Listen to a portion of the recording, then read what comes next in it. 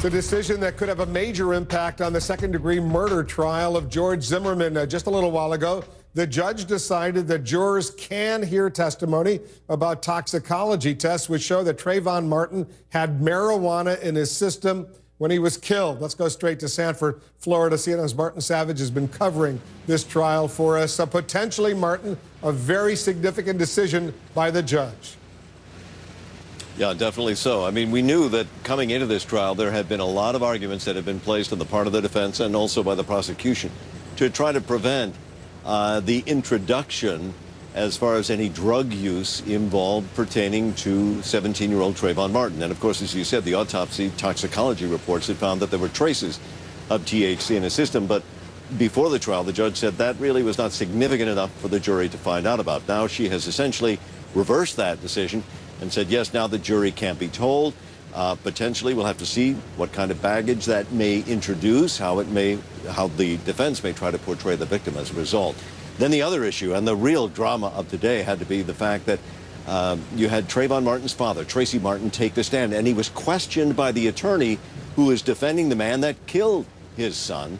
You had Mark O'Mara, basically earlier had two detectives on the stand, and they both said that they had played that 911 call, the one with the screams, and that the detectives had heard Tracy Martin tell them, when they asked him, was that your son screaming? He said no. But then when Tracy Martin was questioned on the stand, he said, in fact, what he said was that he couldn't tell. The prosecution got up quickly, began to cross-examine and sort of support Tracy Martin. Listen.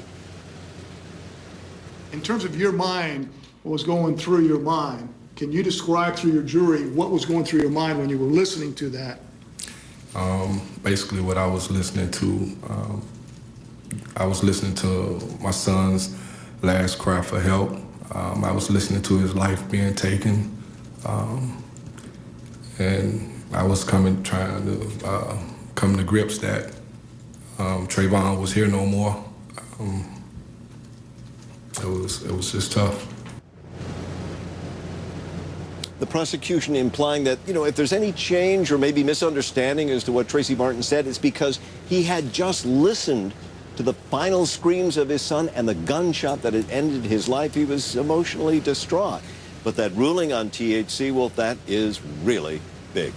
It's big because at one point in one of his 911 calls, George Zimmerman even suggested that he didn't know his name at the time, but Trayvon Martin may have been on drugs, something along those lines, and that may have motivated him.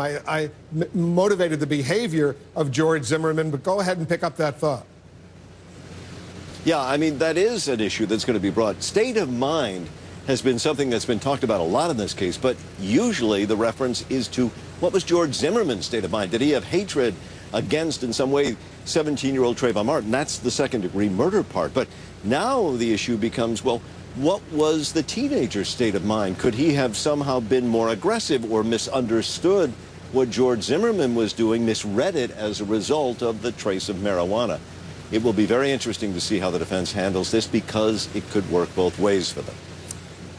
All right, Martin, don't go too far away. I want to bring in our legal analyst right now. Sonny Hostin is joining us, our CNN legal analyst, former federal prosecutor. Also, Mark Nijame, he's on the scene for us as well, a criminal defense attorney. All right, Sonny, let's talk for a second about the marijuana. How much of a significant setback for the prosecution is this Judge Deborah Nelson's decision to allow this toxicology report to be admitted as evidence?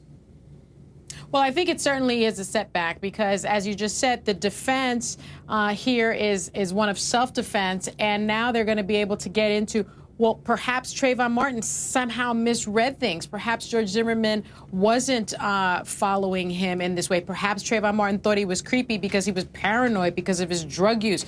Maybe, his perceptions were off. Also, George Zimmerman said, this guy looks like he's on drugs. He told that to the non-emergency call operator. So then perhaps that buttresses a bit of his testimony. And it's unfortunate for the prosecution because the police department didn't take any blood from George Zimmerman on that night. There are no toxicology reports on George Zimmerman's blood. You know, there have been some reports on the fact that he was taking some kind of medication, but that won't come in front of this jury. So I'm not sure how you combat this kind of testimony. I think you have to get your own toxicology expert to say, you know what, it couldn't, it was so, there was so little in his bloodstream, it could not have affected his behavior that night. If they can find an expert that's going to say that. Remember, their own medical examiner said that he felt that the amount of drugs in his system may have changed his reactions. And so I think this is a tough one for the government. What do you think, Mark?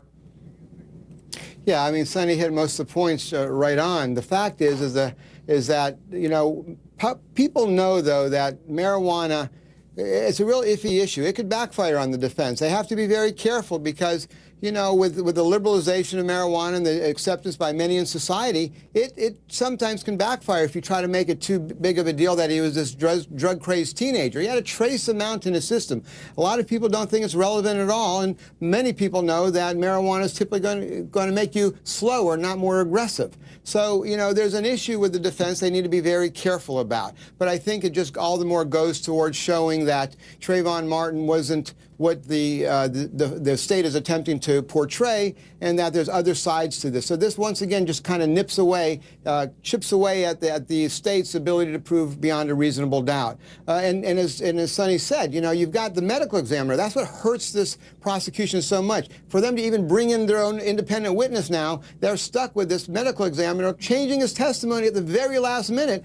Unknown to everybody. He just kind of said, no, I conclude now that it could have affected, it could have impacted. And when you couple that with George Zimmerman's statement that the person he saw, who we now know to be Trayvon Martin, appeared like he was on drugs, that becomes very difficult for the state. And listen to this. These are two of the former lead investigators who were looking into all of the evidence, looking into the charges at the beginning of what was going on. And their testimony today, very dramatic moments, when they said that when Trayvon Martin's father initially heard that controversial 911 tape where someone was screaming out for help, Trayvon Martin's father suggested, at least according to these two investigators, that the voice was not the voice of his son. Listen to this.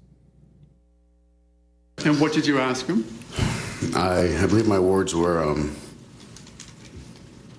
is that your son's voice in the background?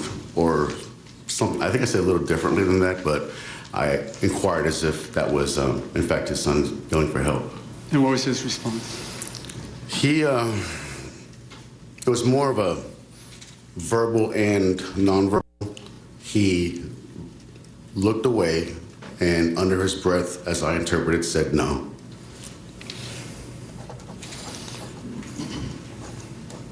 Did he ever ask that the tape be played for him again that time? I don't believe so. Did he ever evidence to you any concern with being able to hear the tape? No, sir. And do you recall what it was that you heard Officer Serino ask Mr. Martin after playing the loud 911 call? If he recognized the voice. Okay. Again, do you have the exact words, or you remember? I don't know if those were exact words, but that was the question, if he had recognized the voice. Okay, and Mr. Martin's response? That it was not his son. All right, now Tracy Martin later testified that he didn't say that, that he didn't know whose voice it was. Give me your analysis of what we heard and how it's likely to play, Mark, with those 6 jurors.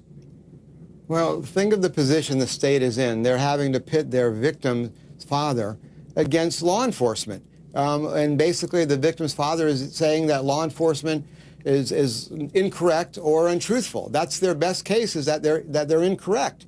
And so now this, once again, with all the multiple, I think they put on 7 witnesses that said that it was in fact George Zimmerman's voice, and now you've got his own father being compromised by the defense's questioning. It's a challenging position for the state to be in, to have law enforcement refute their own victim's father's testimony. Although we did hear earlier, it was very dramatic, as you well remember, Sonny, we heard Trayvon Martin's mother and brother testify that they thought it was the voice of Trayvon Martin crying out for help. Yeah, and I think that may, in fact, you know, give Tracy Martin some more credibility. I mean, look at the circumstances around which he first heard that tape. What parent wants to say, yes, that's my son's cries for help, and I wasn't there to answer those cries. I mean, I don't think that what the detectives have said that he said and what he says he said are mutually exclusive by any means. He said, I can't tell. And I think there has been enough evidence that, you know, people sound differently when they're under stress, which is why I think that perhaps the jury may think, okay, all these people with bias, friends of George Zimmerman, can identify his voice as screaming. You know, it cuts both ways. All right, guys, we'll continue to watch this trial. Don't forget, tomorrow morning, 9 a.m. Eastern, the trial resumes. We'll have live coverage, of course, here on CNN. Sunny Hostin, Mark Nijame, guys, thanks very much.